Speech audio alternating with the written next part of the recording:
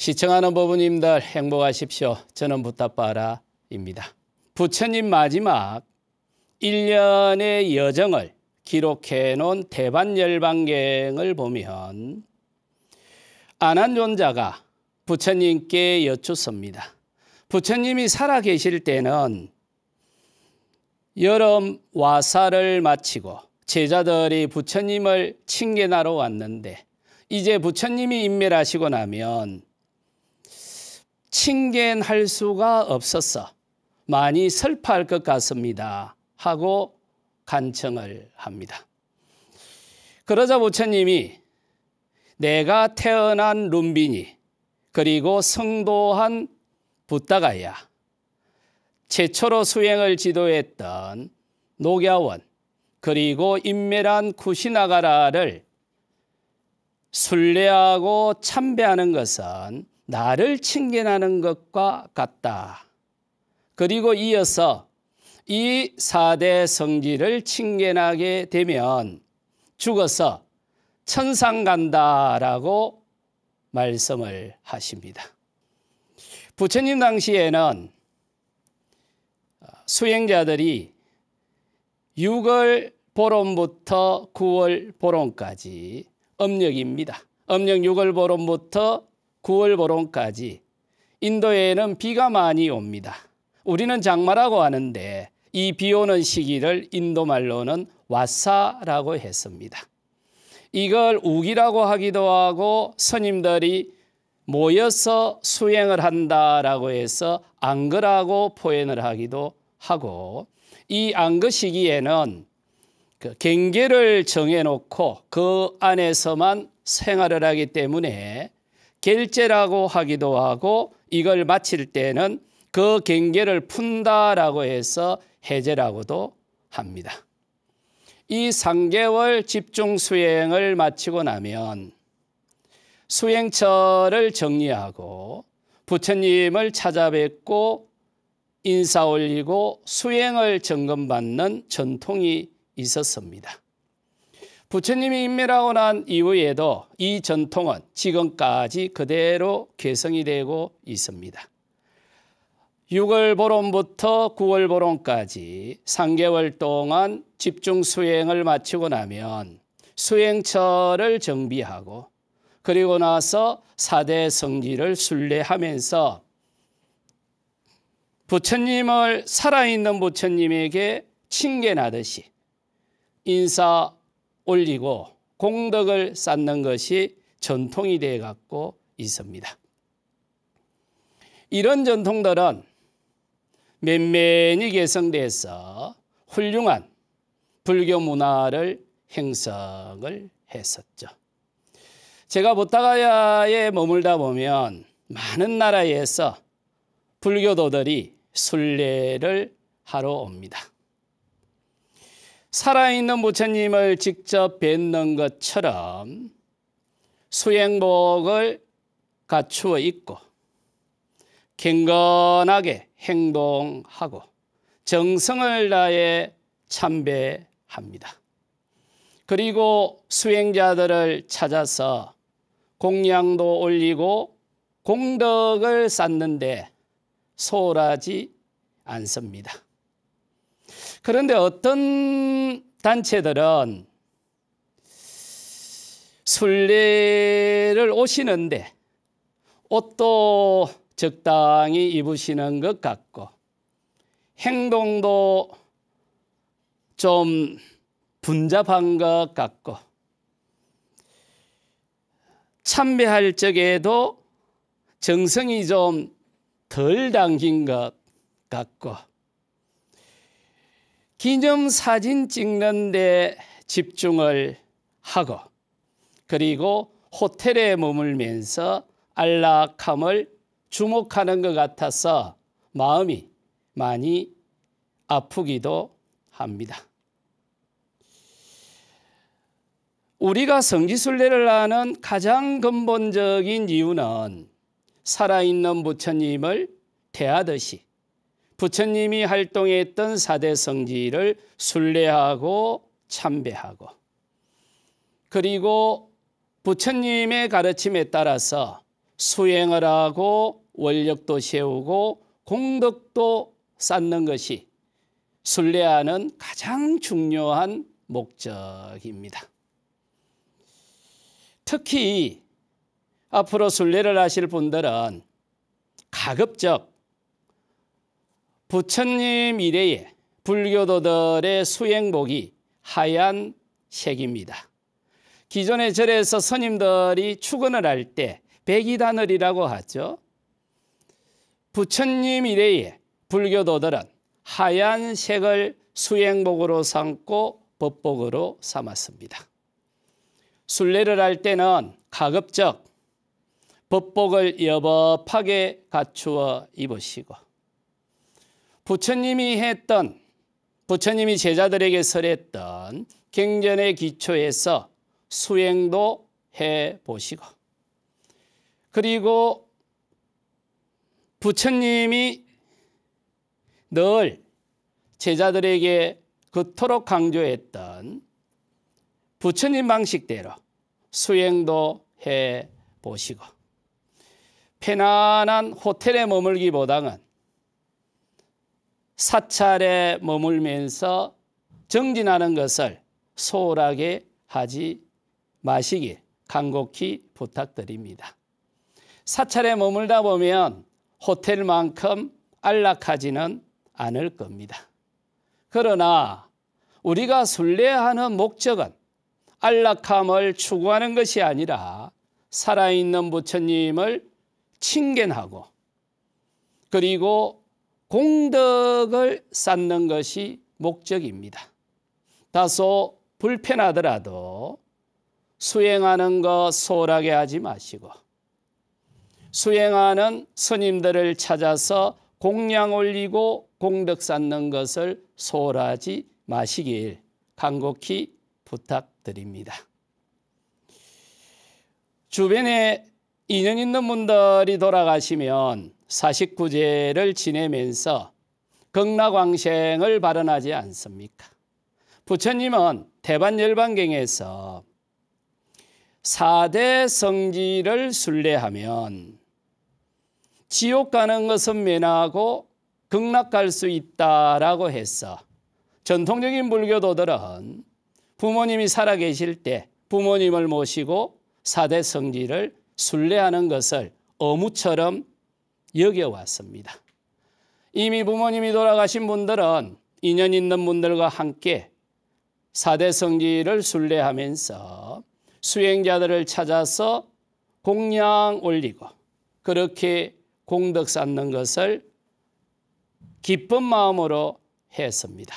그러다 보면 다소 불편함이 있을 겁니다.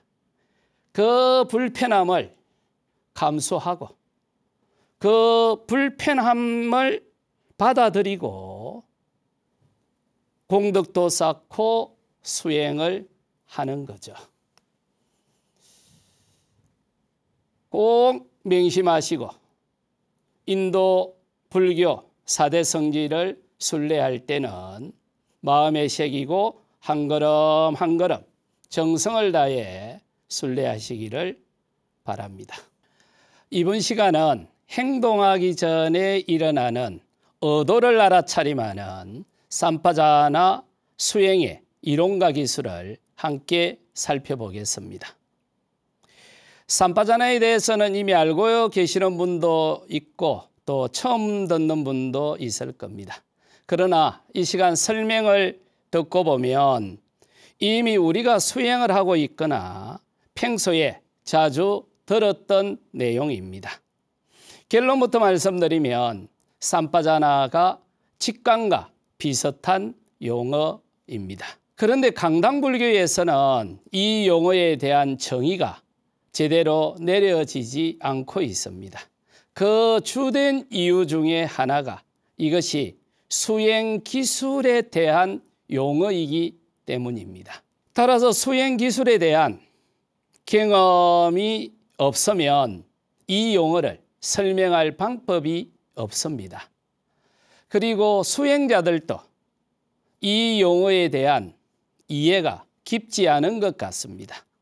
그 중요한 이유 가운데 하나가 수행이 어느 단계 이상 진도가 나갔을 때 이 삼파자나 훈련을 하면 효과가 확실합니다.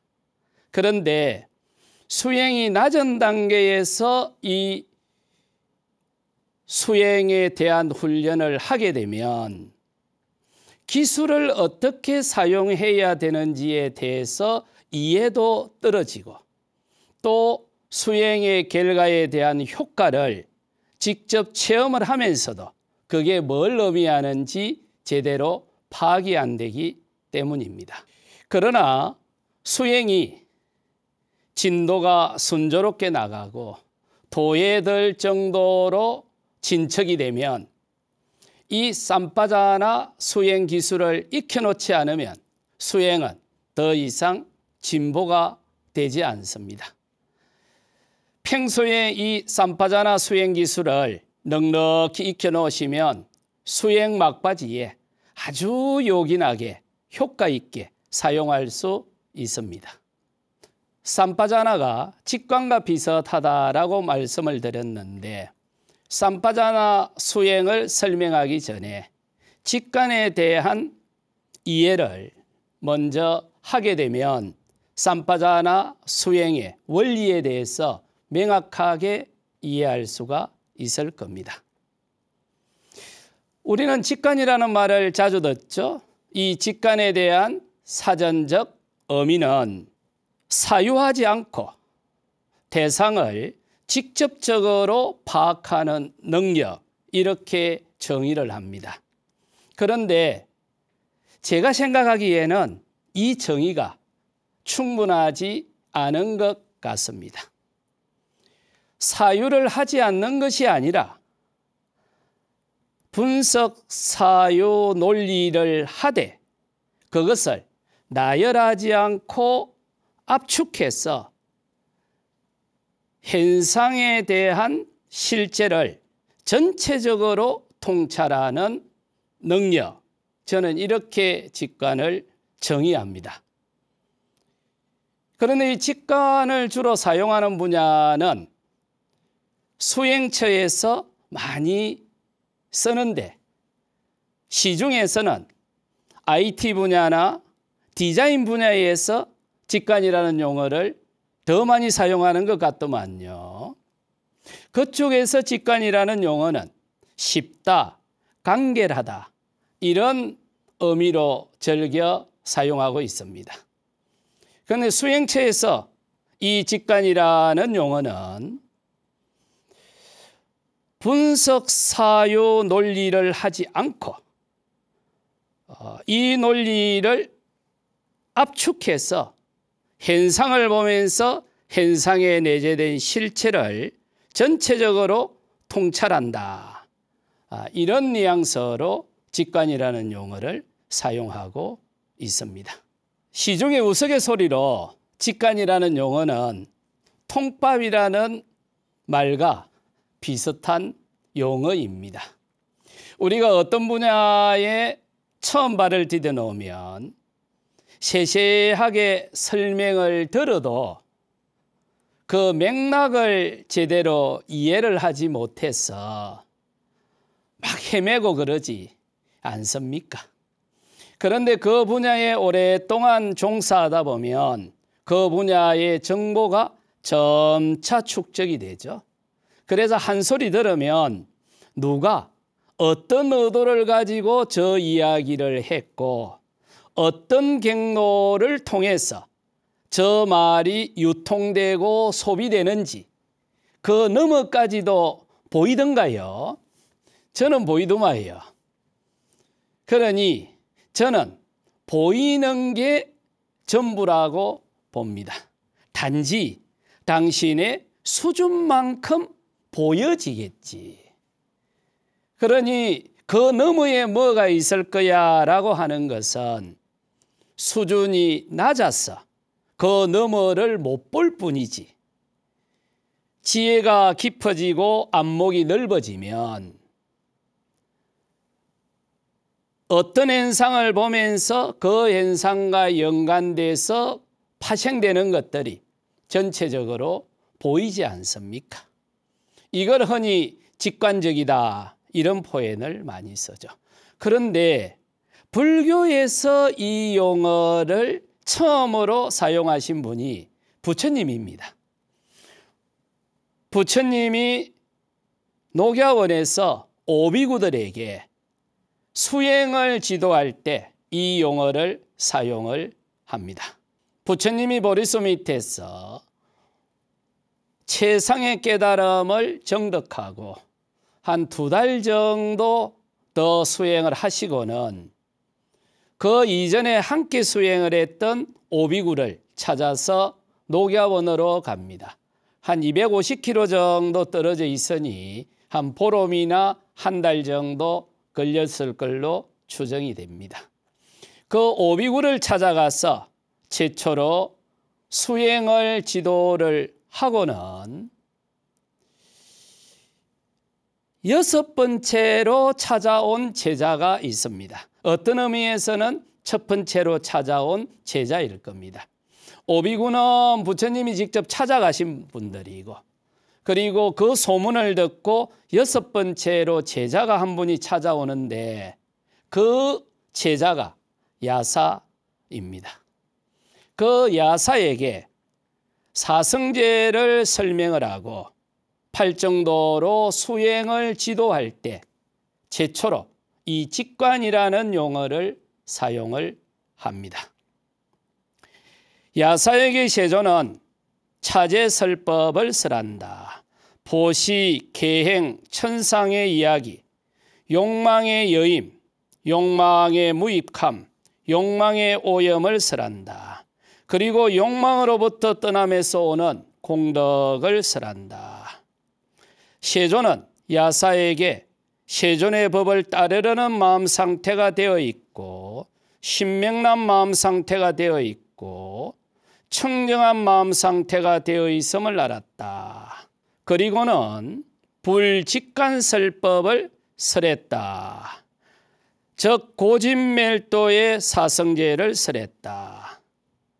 그러자 마치 깨끗한 천에 물이 잘 드는 것처럼 야사는 그 자리에서 바로 티끌이었고 때가 없는 법안이 생겼다.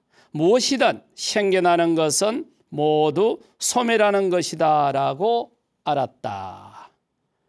그러니까 부처님이 최초로 부처님을 찾아와서 제자가 되고자 하는 야사에게 수행을 지도할 때 그때 처음으로 직관이라는 용어를 사용을 하는데 이 직관이라는 용어를 사용할 때 사성제를 설명할 때였습니다.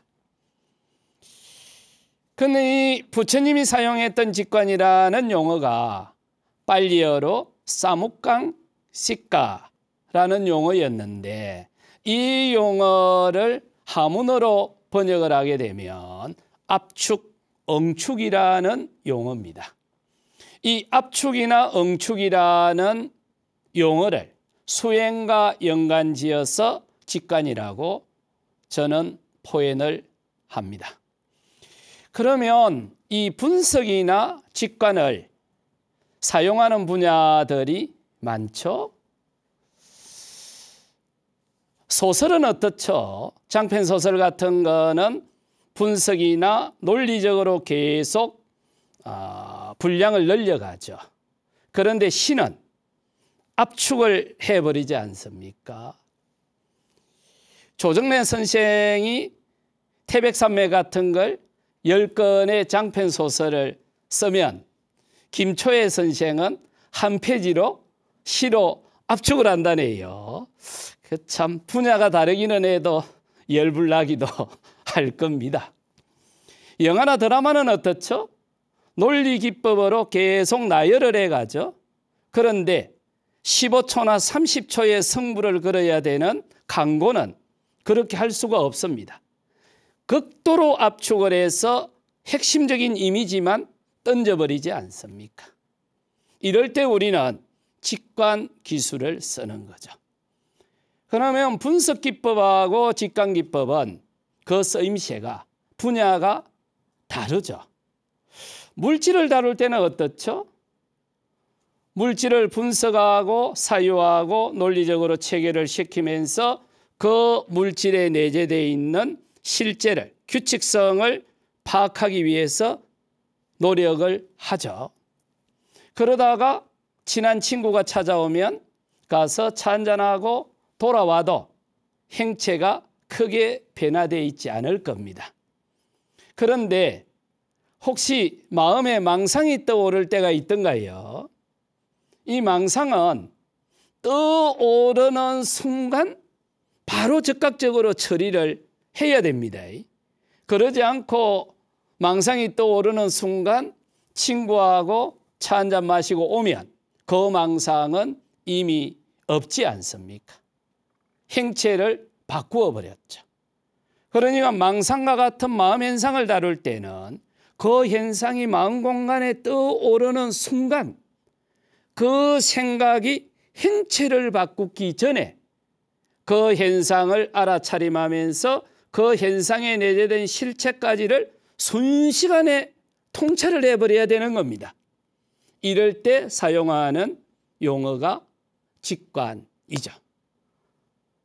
그러면 과학자들은 현상에 내재된 규칙성, 법칙성을 규명하기 위해서 연구소에서 분석이라는 도구를 가지고 긴 세월 노력을 하면서 자연계에 있는 다양한 현상들에 내재된 질서를 규명해 내겠죠. 수행자들은 마음 공간에 등장한 현상을 그 행체를 바꾸기 전에 실제를 통찰하기 위해서 직관력을 키우려고 선방에서 오랫동안 수행을 하고 있지 않습니까? 물질을 다룰 때는 분석기법이 유효하겠지만 마음과 같은 가변적이고 유동적인 현상을 다룰 때는 직관기법이 유효할 때가 많습니다. 따라서 수행처에서는 주로 마음을 다뤘기 때문에 직관이라는 용어를 선호를 하고 있습니다. 그런데 이 직관력을 훈련을 할 수 있는 게 마땅치 않는 거예요. 어떻게 훈련을 해야 될지도 모르고 그 기술이나 방법이 제대로 발달해 있지도 않고, 그런데 일반적으로 이 직관력을 향상시키기 위해서 시간이 많이 걸립니다. 그리고 또 직관력을 향상시키려는 기술도 제대로 개발되어 있지 않고 구체적으로 어떻게 해야 되는지도 잘 모르고 있죠. 삼파자나 수행이 바로 직관력을 향상시키는 기술입니다. 그래서 부처님은 알아차림하는 사띠와 현상에 내재된 실체를 통찰하는 삼파자나 수행을 쌍어로 강조를 하셨고, 우리가 수행을 할 때도 함께 익혀야 된다라고 했습니다. 이 삼파자나는 빨리어를 엄사한 겁니다. 하문어로는 정지라고 번역을 하는데 알아차림하는 사띠를 염어로 번역하기 때문에 운율을 맞추기 위해서 여기서는 지라고 번역을 하겠습니다. 부처님은 염처경에서 삼파자나 수행에 대해서 이렇게 훈련을 해야 됩니다 하고 제시를 하고 있습니다. 비구가 걸을 때는 걷는다고 분명히 알고, 서 있을 때는 서 있다고 분명히 알고, 앉아 있을 때는 앉아 있다고 분명히 알고, 누워 있을 때는 누워 있다고 분명히 알고 몸으로 여러 자세를 취하면 그 자세를 분명히 안다. 비구는 나아갈 때나 물러날 때나 쌈바자나 한다. 앞을 볼 때나 뒤를 볼 때나 쌈바자나 한다. 굽히고 펼 때도 쌈바자나 한다. 가사를 입고 바루를 들고 옷을 입을 때도 쌈바자나 한다. 먹고 마시고 소화하고 맛볼 때도 쌈바자나 한다. 대소변을 볼 때도 쌈바자나 한다. 나아가고 서고 앉고 눕고 깨어있고 말하고 침묵할 때도 쌈바자나 한다. 이 경에서는 일상생활을 할 때 행주자와 어묵동정에서 쌈바자나를 해야 한다라고 했습니다. 그런데 수행 기술에 대해서 잘 모르게 되면 저 문장만 가지고는 도대체 진정한 의미가 뭔지, 그리고 저걸 가지고 어떻게 기술로 연결시켜야 되는지 그걸 파악을 할 수가 없습니다. 그러다 보니 우리는 경전에서 저 구절을 수도 없이 접하면서도 수행 기술로 연결시키지를 못했던 것 같습니다. 마음 공간에 어떤 상이 등장을 하게 되면 그 상이 등장했다는 것을 즉각 알아차림을 하라고 하죠. 이게 사띠입니다. 그러면 상이 등장했다는 것을 알아차림하면 그 상 밑에 있는 실제가 보이느냐 하는 겁니다. 그 실제를 보는 것이 쌈바자나입니다. 이걸 직관이라고 표현을 했었죠. 이럴 때 있습니까? 짜증날 때 있죠. 저도 한 번씩 고함을 지르는데 많이 반성을 합니다. 그런데 짜증이 이렇게 일어날 때 짜증이 마음 공간에 등장하는 것을 알아차림하는 것은 사띠인데 그 짜증 밑에 있는 실제를 보는 것은 쌈바자나예요. 그러면 정말 짜증이 나서 짜증으로 올라올 수도 있겠죠. 몸이 피곤해서 가민 반응에서 짜증으로 나타날 수도 있고 자신의 욕망이 충족되지 못해서 짜증으로 올라올 수도 있겠죠. 아마 모르기는 해도 우리가 가지고 있는 짜증의 90% 이상은 자신의 욕망의 변행일 겁니다.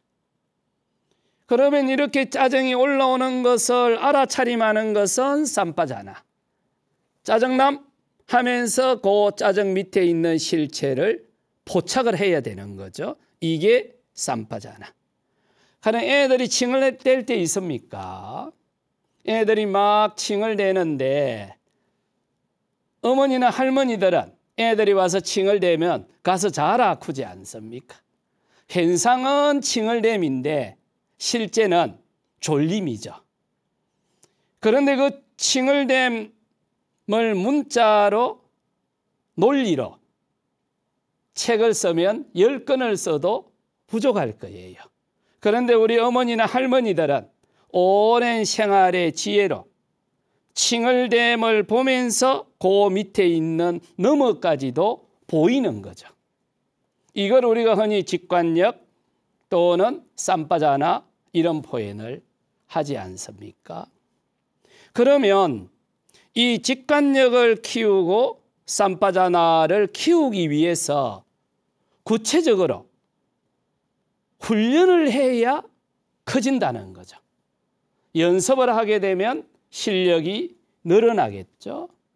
그러면 이걸 구체적으로 어떻게 연습을 할 겁니까? 라는 겁니다. 아까 우리가 염초경을 봤을 때 행주자와 어묵동정에서 쌈빠자나 해라 이렇게 했었죠. 이걸 가지고 이제 훈련을 하는 겁니다. 짜증이 일어나는 것은 결과겠죠. 그러면 짜증을 일으키는 원인이 있겠죠. 그러면 결과를 보면서 원인을 통찰을 하는 거죠. 이걸 기술로 훈련을 하게 되는데 행동은 결과겠죠. 그러면 행동을 하기 전에 의도가 일어날 거지 않습니까? 그러면 행동은 결과고 행동하기 전에 일어나는 의도가 있을 텐데 그 의도를 잡아내는 훈련이 현상을 보면서 실제를 포착하는 직관력 훈련하고 일치하는 거예요.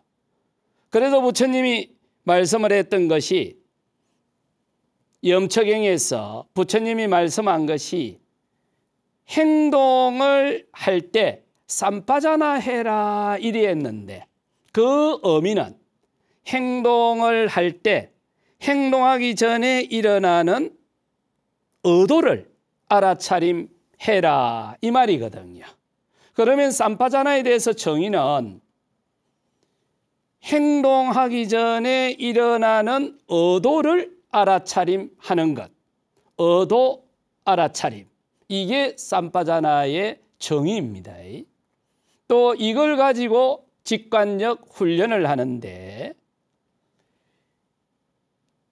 행동하기 전에 의도가 포착이 될 수 있으면 수행할 필요가 없지 않습니까? 그런데 이게 수행하면 잘 안 되니까 인위적으로 의도를 넣어서 행동을 하는 겁니다. 그러면 그게 훈련이 됩니까? 하는데 실제로 됩니다. 효과는 너무 좋습니다. 그러면 우리가 행동을 하기 전에 잠시 멈추어서 행동하려는 의도를 알아차림하고 그리고 행동을 하고 또 행동하기 전에 의도를 인위적으로 넣어서 알아차림하고 행동을 하는 거죠. 그 가장 기본적인 훈련이 행념 6단계입니다. 발을 들기 전에 들려고 함 하고 의도를 인위적으로 여시고 그리고 들어 가기 전에 가려고 함 하고 의도를 넣으시고 앞으로 놓기 전에 놓으려고 함 하고 의도를 인위적으로 넣고 놓음 이렇게 훈련을 지속적으로 하는 겁니다. 특히 출가 수행하시는 분들은 하루에 5시간씩 이렇게 계속 훈련을 하다 보면 직관력이 그리고 쌈빠자나 수행이 성숙하게 됩니다. 자, 6단계 행념하는 거 잠시 보여드리겠습니다.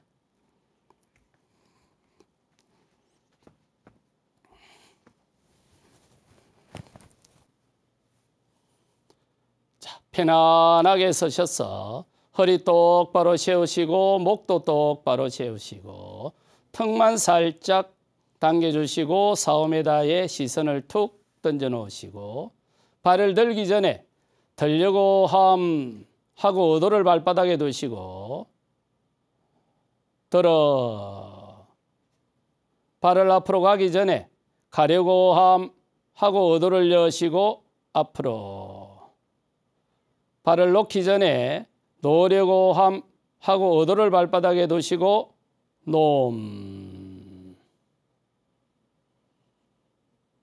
들려고 함 들어 가려고 함 앞으로 놓으려고 함 놓음 누럼 들려고 함 들어 가려고 함 앞으로 놓으려고 함 놓음 누럼 들려고 함 들어 가려고 함 앞으로 놓으려고 함 놓음 누럼 이렇게 행동을 하기 전에 행동하려고 하는 의도를 인위적으로 넣고 행동을 하는 겁니다.